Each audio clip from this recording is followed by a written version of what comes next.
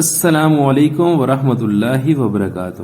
کان کی بیماریوں کا علاج شروع کرتا ہوں اللہ کے نام سے جو بڑا مہربان نہایت رحم کرنے والا ہے۔ تلسی کے پتوں کا رس نکال کر کان میں ٹپکانے سے کان کا درد دور ہو جاتا ہے۔ سرسوں کا تیل نیم گرم کر کے چند قطرے کان میں نیم گرم ہو جائے تو کان میں لگائیں، درد ٹھیک ہو جائے گا۔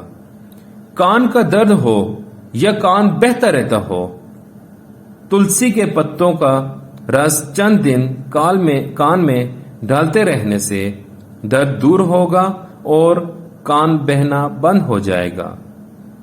گڑ میں سونف ملا کر مریض کو کھلائیں، کان میں آواز آنا بند ہو جائے گی۔ کان میں اگر کیڑا ہو تو نمک والا پانی کان میں ڈالے، کان کا کیڑا نکل جائے گا۔